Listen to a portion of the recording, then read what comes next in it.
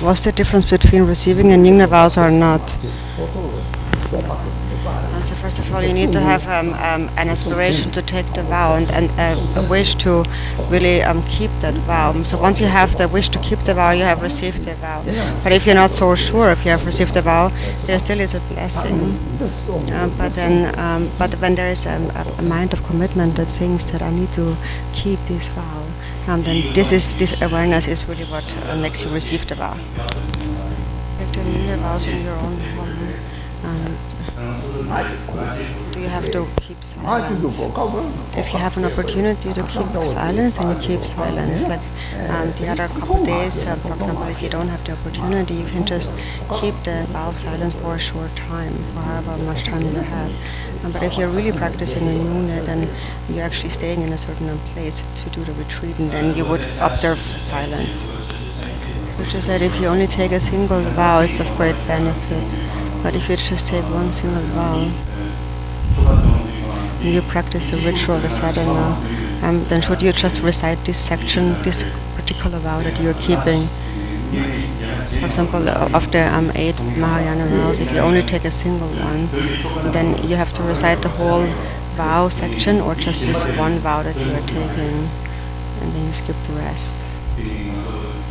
You just in your mind think that this is the one that I commit to, and the others you keep as much as you can, like for 1 hour or for 1 day, for however long you can keep it. The more you can keep it, the more the benefit, and the more vows you keep, the greater the benefit. We take the Nyingna vows.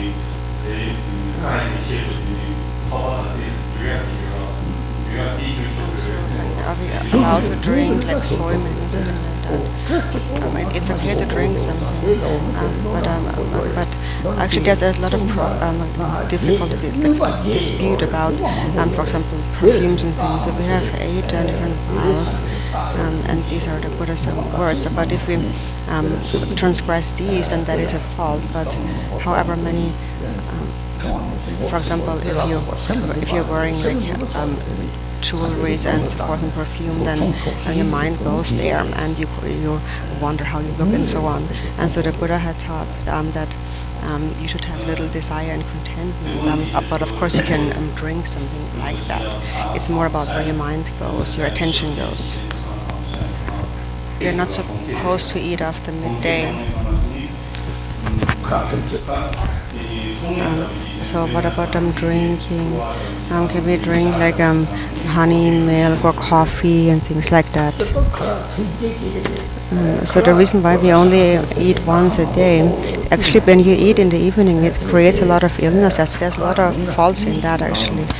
So if you don't sleep so much, if you don't eat so much, you won't sleep so much, and your mind is more clear, and also, it is good for your body. That's why the Buddha taught it. Of course, it depends on your physical state. If you're sick and for some health reasons you need to eat, drink certain things, then you can do it. And if not, if you really want to drink those things, it's also okay actually.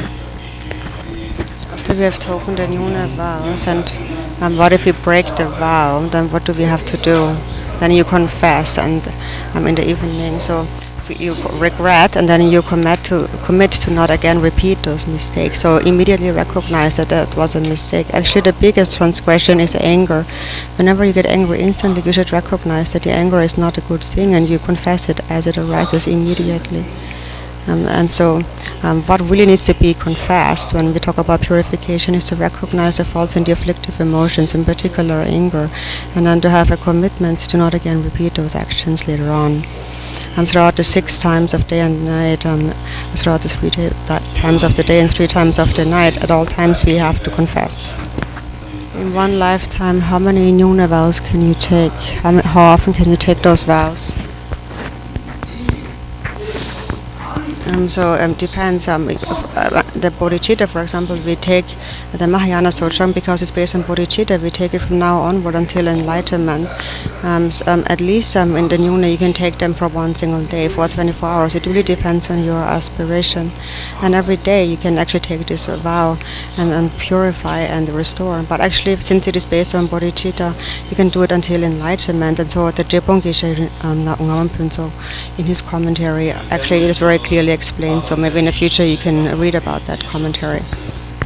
So some Lama say that once you have taken a vow and then and you lose it, that's a great danger. So then it's better not to even take the vow. Rinpoche says that's a big mistake actually. If you don't take, even if you don't take a vow, if you engage in negative action, it's still you will go to hell.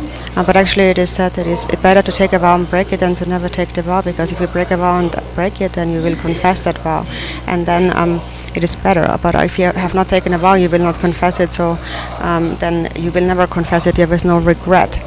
For example, there are some people who have a sickness and they have a surgery and then they are better, and that is because in a previous life they have performed confession. And then there is others that no one can help them out of their difficulties, and that is because they have not confessed in previous lives. Even the Buddha himself cannot help those beings if they have never confessed. But if you have taken a vow, then you will confess. So if you have an indifferent motivation when you take the Nyingna vows, and what then is there still a result of fruition? There still is a fruition to that extent. For example, even if you're a bird has experienced benefits, but then however long you take the vow, and so on, however long you're able to take a vow, depends on your motivation too. According to Mahayana, for the benefit of others, you can take any kind of vow. You can take it for a very long time, and again you can restore it if you break it. But if you do something just for your own benefit, out of fear from falling into the lower realms, so then, according to the Pratimoksha, it is said it is difficult to confess them, to purify them. The difference is really within, between the Mahayana and the greater and the lesser vehicle. So you can also read about that in that commentary. So if you have a vow and practice any kind of virtue, then this virtue becomes even more beneficial. But then if you only, but the Nyingna vow is only for one day, and tomorrow we don't have this vow anymore. It's just for one day. So then do we still have a great benefit? So the Nyingna vows, there's all kinds of different vows. Once you have taken the refuge vow, actually the benefits increase already. And the refuge vow really stays with you until you attain enlightenment, because all the benefits really come from the refuge vow. And then together with that, there's those vows that you can keep on an ongoing basis, and so you can take those vows for a shorter time, such as the Nyingna vows, but the benefits will still arise, because the main vow to take is the refuge vow. So normally when you take any of these short-term vows, and you read the sadhana that goes along with it, even if you don't have any of those vows, for example, in the Drikungkagi lineage, in the Bodhisattva vows, there's this vow where we say, and until, from now onward, until I attain enlightenment or until death, I will practice body, speech, and mind, virtuous body, speech, and mind. And actually all the vows are included within that. So in the Drikungkagi refuge vow, in the beginning, that is included in the beginning. So until I attain enlightenment or until I die, I will apply my body, speech, and mind to virtue. And that actually, those three lines in the opening prayers, really actually, the last one refers to the Sochong vows. My friend that I saw as a Sangha before, and so then he took this vow to take a Nyingna vows, but then he took this vow and he fell unconscious. Then he didn't do it again. So this falling unconscious is, once you have taken, first you want to take the vow, but then in the future, in future lifetimes, from lifetime to lifetime, the result will still ripen. So the benefit of having received the vow is still remains. When you fall unconscious, you just become free of thoughts, free of consciousness. But anyways, later you die. For example, until I attain enlightenment, I'm taking those vows. So then when you pass unconscious and you fall into the death, then you will still attain, the benefits will still remain until attaining enlightenment. But anyways, this person said that the person kind of feels that he doesn't want to take the vow again because he's scared of taking the vow. So then in this case, you actually, the vow becomes empty. You lose the vow. It's not necessarily a fault, but then the continuum of merit later on will become interrupted. Some people, after they have taken a vow, and then they meet certain condition and they can't keep that vow, or something happens and they can't keep the vow, but they don't. But they didn't really break the vow. So basically, what can you do then? If it's just a small transgression, then you can confess. And if it is just I guess the question is, are you allowed to give up the Nyuna vows if you kind of change your mind?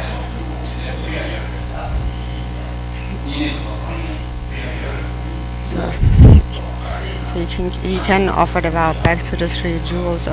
Any kind of vow, there is a tradition of you can offer them back.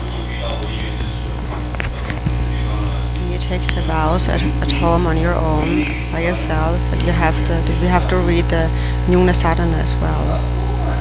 If you read the sadhana, it's good. There's many benefits, but what's most important, you observe those vows and just recite the Mani mantra and apply this verse of I will apply my body, speech, and mind to virtue. But of course, it's of greater benefit if you do recite the Nyuna sadhana if you take those vows. So we have to take the Nyuna vows generally before sunrise, before 9 o'clock actually. But do we still receive it now? We're taking the vow after 9 a.m. because we took the vow later after 9. Supposedly you have to take it before sunrise. Rinpoche says you can take it the vow at any time. Whenever you take it, you receive it. And the point is that you want to receive the vow. So you pray to the Buddha and you can take the vow on your own at any time in front of a support. So for example, an image of the Buddha like this one here in this book. So you think, now I'm taking the vow in the presence of this image. Practice a Nyuna. You recite the sadhana. We have to prostrate. If you're able to prostrate, then that's good. That's a physical prostration has many benefits, but there is prostration of body, speech, and mind, and the greatest benefit of these is the prostration of the mind. And faith in the Buddha is the mental prostration, and the recitation is the verbal prostration, and the physical prostration is the third. And if you can, you do it, and if not, you can also, for example, spin a prayer wheel as the same benefit, or any kind of virtuous activity you do with your body. Everything becomes virtuous. For example, if you just move the beads on your mala, it becomes like a prostration. But if you physically actually can't, then you don't have to force yourself. So please introduce these objects here. So here this is a wristband. The benefits actually on the sticker, the liberation by seeing, and then there's also the white Tara mantra for long life, and inside you have the liberation by touching. For example, if an animal dies and it has been touched with the liberation by touch mantra, it will be born in the God realm and then in the future take birth as a human and finally attain liberation. So that is liberation by seeing and touching, and then this mala has been blessed by the Nyuna retreat. And so actually a mala is like the encouragement for you to practice virtue. Whenever you see it, it reminds you whenever you have time to recite a few Om Mani Padme Hum mantra. And so a mala is actually a great encouragement for your practice. And if it touches your body, it is like the deity touching your body. So actually it's also a great protection. It supports your mindfulness. It's very important. So you receive that as a gift today. So please all treat these objects as very precious. Practice your sadhana on your own at home, and you keep a vow. So is it, if you have no dharma, for example, what can you use? So Rinpoche says you can use a fruit or some nuts or any kind of food that you have, and you offer it to the deity, and later you can actually eat it yourself, or you can also offer it to an animal to eat. In the sadhana says from Chinvesic, heart's light radiates and radiates into the 10 directions. What's the meaning of this? So the light rays are compassion for sentient beings. So the light rays coming from the heart of yourself is Chinvesic. First of all, are rays of devotion. The greater your devotion, the stronger the light, and also compassion for sentient beings. So in brief, love and compassion is connected to your mind. That's how that light is connected to your mind. Even an animal, for example, if you love them, then they will follow you around like a dog. You don't need a leash actually. They will follow you naturally if you love them. And so the more compassion others have, the more afflictions will become destroyed. And the more love arises, the more you realize how you're connected to sentient beings and how there's no separation between you and others. The essence of Chinvesic is great compassion. There is no more self-grasping. And this is what we call great, unobjectified, unconditional compassion that realizes the non-duality of self and others, which is the mind having become just like space. When we practice in a retreat like this, we have to keep a vow of silence. What's the benefit of that, the purpose? It is that if you talk a lot to people, you become distracted. So you see somebody and you think, oh, that's him, and they talk to them. Shamatha is to practice single-pointedness in order to realize the natural state of the mind. The mind will be clear, compassion arises, and the mind will become all-pervasive. So first there is a single-pointedness that you cultivate. So shamatha or calm abiding is a method to realize the view of the natural state of the mind. It is said in the Mahamudra text that first you cultivate shamatha, and as a result of that you develop special insight into the nature of the mind. So basically it is observing silence is a skillful means to realize the nature of mind. In basic sadhana, in space in front of us, we visualize the wisdom being on a throne made of precious jewels and standing upright. And so how is it? Is it like this? So the wisdom being actually pervades the entire space like this. The Dharmakaya is like space, the Sambhogakaya is like a rainbow in the sky. So when actually there's no need for a throne or something like that, but it really is an example of the mind. Then the Nirmanakaya is like rain falling down. So for example, in this world, everyone who is engaging in activities to benefit others, for example, Dharma teachers are Nirmanakayas, or anyone who really engages in beneficial activities in the world or in the Dharma are Nirmanakayas. Like Chenrezig, there are two kinds of Nirmanakayas, those who tame and those who are to be tamed. Nirmanakaya, an emanation, is on the outer level, on the inner level, the mind is like Chenrezig, and on the inner level, they appear as male and female, Buddhist or non-Buddhist. But everyone who possesses love and compassion and who engages in activities to benefit others in this world are all emanations of Nirmanakayas of Chenrezig. There's many people who can endure many hardships and work very hard for others. These are really emanations of Chenrezig, or those who females with great compassion are emanations of Tara. It's not just a name, it really is the truth according to the Vajrayana meaning. Everything in the 6 realms of samsara actually has the nature of a Nirmanakaya. According to this sadhana, first we visualize Chenrezig. And so then there is it 2 arms and 1 face. When you can visualize yourself in this way, and then there is the 1,000-eye Chenrezig. If you can visualize that, you do that. But all of these different elements represent a certain quality of Chenrezig's mind. But actually, I would also mention you can just visualize according to your own body with 2 faces, 1 face and 2 arms. But whether you visualize the form or not, what's most important is really to find his mind, which is a mind of love and compassion.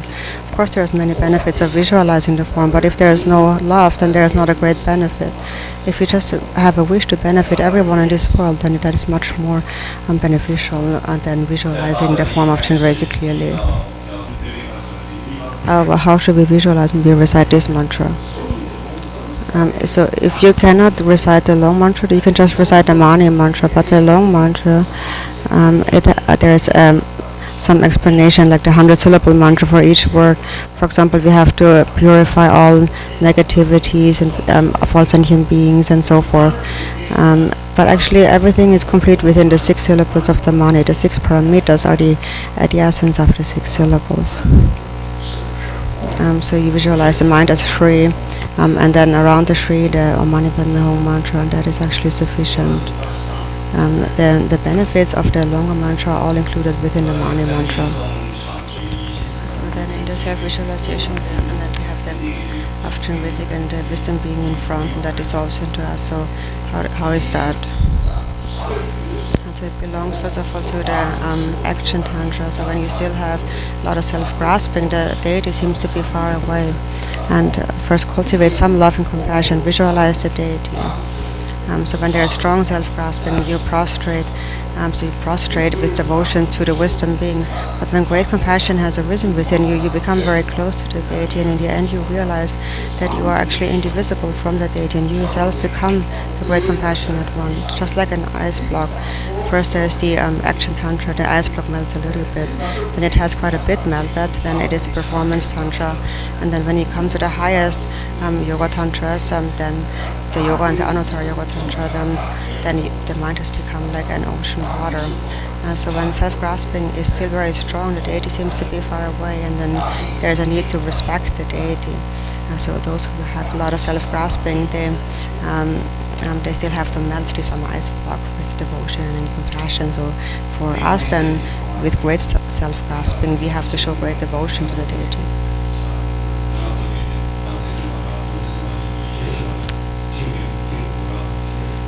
But regarding the dissolving of the wisdom being, is this order is necessary?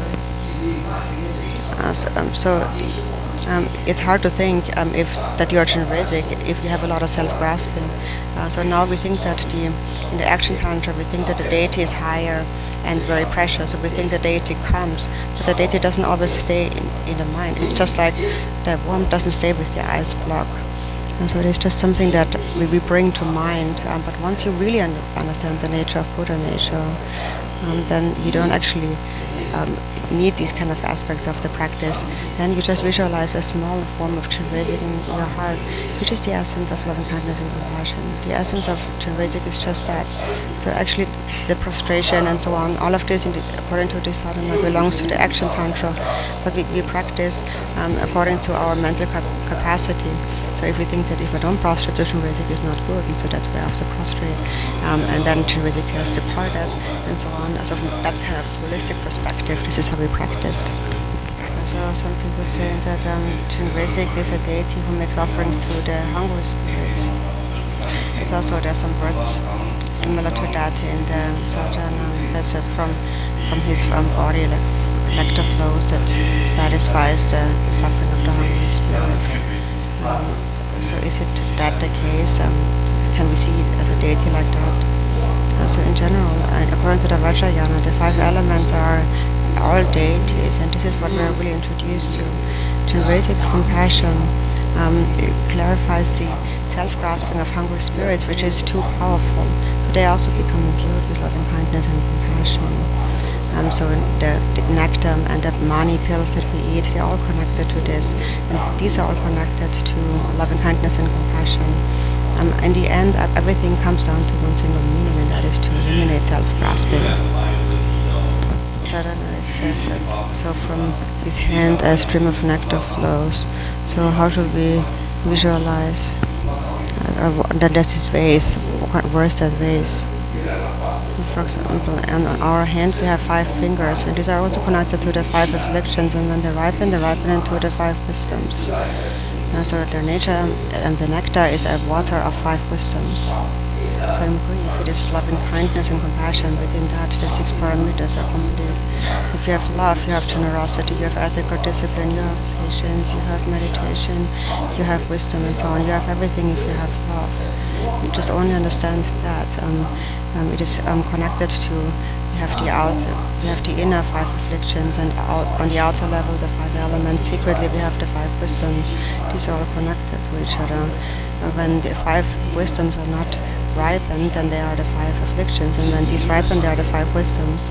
When sentient beings ripen, they become Buddhas, like a seed ripening into a flower. So this is how this needs to be understood.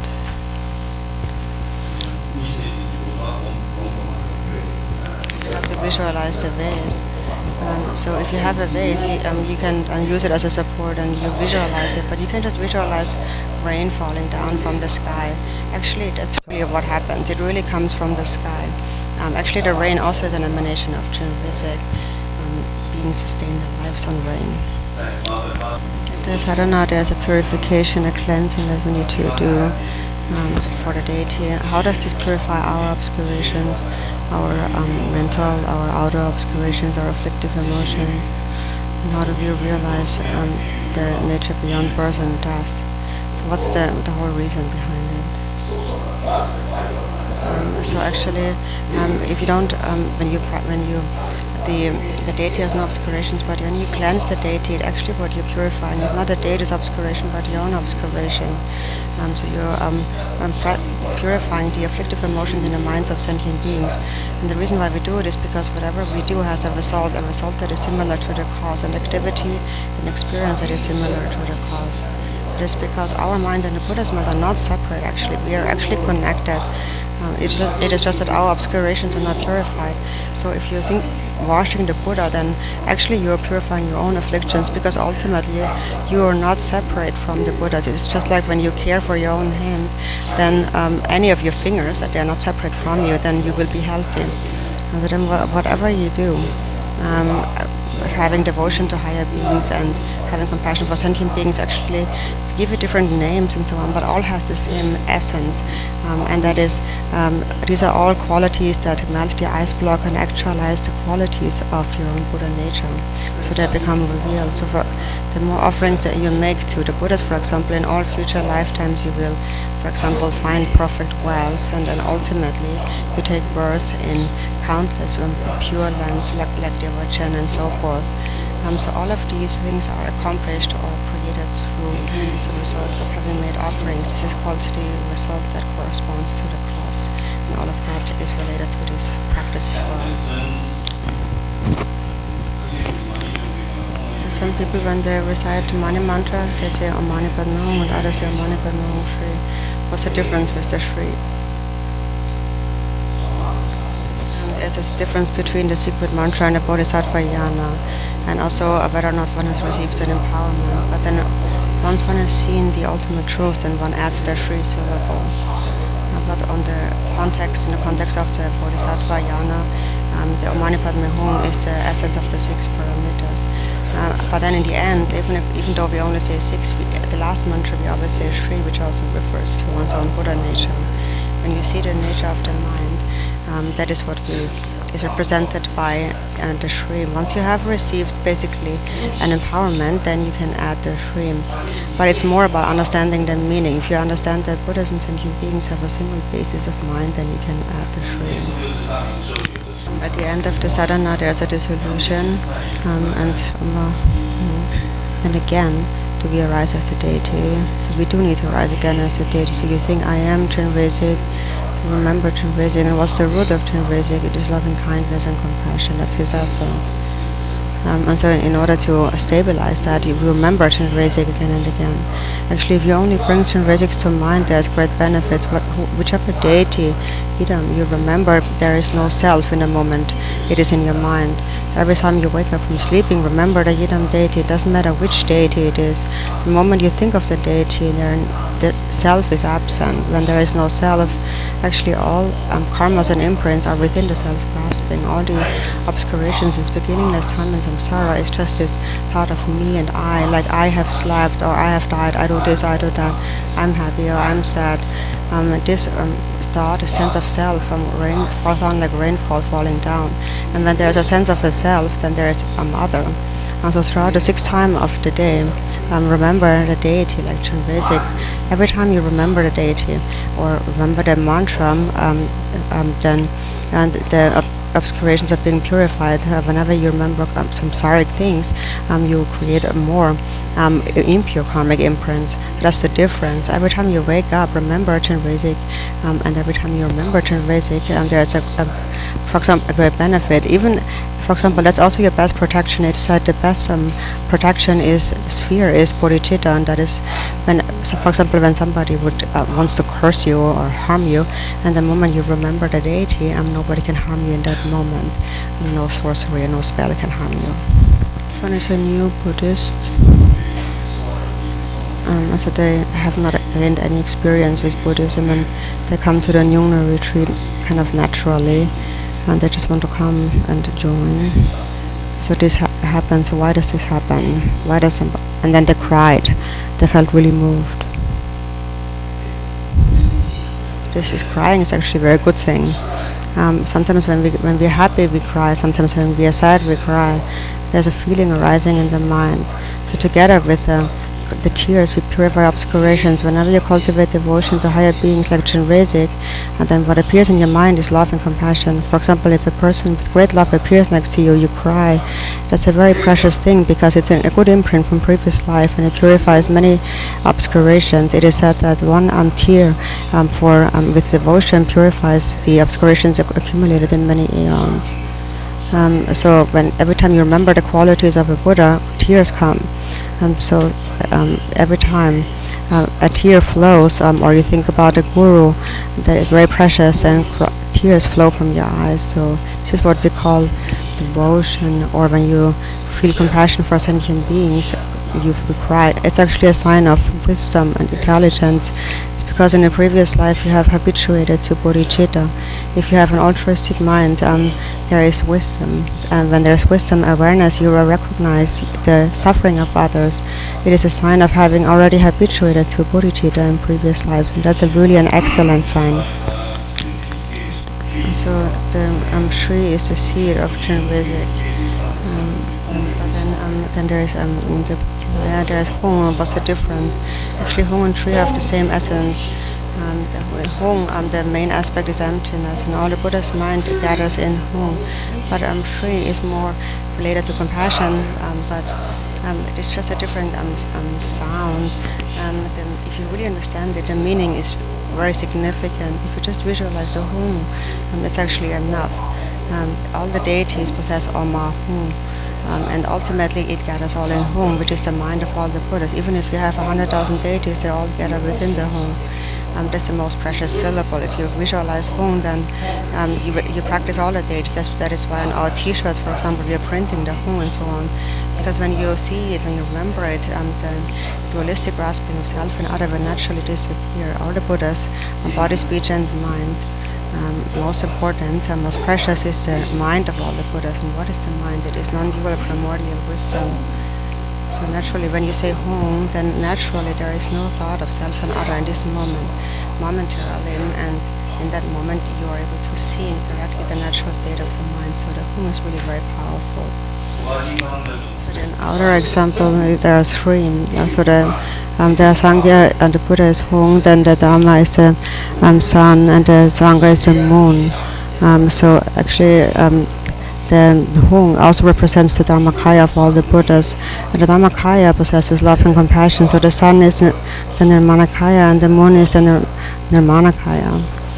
So the three jewels and the three kayas actually have a strong connection to each other.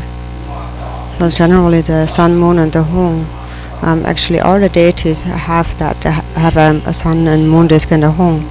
If you would explain that extensively, you can see the great benefits of visualizing that just once. Actually, the benefits are the same of this entire long Dharani mantra. It's not just a Trikunkaya logo. It actually has a great meaning. It represents the three kayas. On the resultant level, it represents the three kayas. And then on the path, it represents the three roads. So the 9 jewels actually represented by the Hong, by the sun, moon, and the Hong. So actually one can explain that very extensively in a very meaningful way. For example, when somebody dies, or somebody you love, like your parents or somebody else, so then we represent them for them. We practice virtue, such as this practice, and will they receive the benefits of this practice? And Rinpoche says, of course they receive it, because the basis of our mind is connected, we are one. And basically what they receive is love. So the Buddha provided a skillful means to benefit them. If you have love for a sentient being, a certain person, and you take this compassion, and then this connects naturally to that being. So, for example, whatever Yidam deity you have, you think of that Yidam deity. The Yidam has great love. So, first you think about that person, then you think of the Yidam deity. So you should not always think about that person, seeing them in an ordinary way, because then you develop ordinary thoughts like this is my friend, and this is my enemy, and so on. This is harmful again. So first you think of the person with love, and then immediately think of any Yidam deity. For example, tens and thousands of people request prayers from me and ask me to protect people, and that's how I protect them, is by thinking of the deities as Chinrizic, and in this way millions and billions of beings can benefit from that. If I think only of this particular person, then actually I can't really help them. Often I could even be harmful. So it doesn't matter who it is, a person who's alive or a person who's died, we can benefit them in the same way. For example, if a mother loves her child, if she is too attached to her child, she harms the child. But if she thinks of Chinrizic or the Yidam deity, then both benefit, the mother and the child. So that's an important point. So Rinpoche is saying that now we completed many questions, but ultimately there is just one point, and that is if you just remember one single Yidam deity, then actually it's like remembering all of the Yidams. If you just think of the Hung, for example, it is like meditating on all the Yidams, and the essence of Hung is love, so never separate from that. The Buddha said that all sentient beings are actually Buddhas. Beings are only obscured by temporary stains, and this temporary stain is just self-grasping, and it is purified with love and compassion. So all deities have their essence in love and compassion. Love, compassion, and patience needs to protect our love and compassion.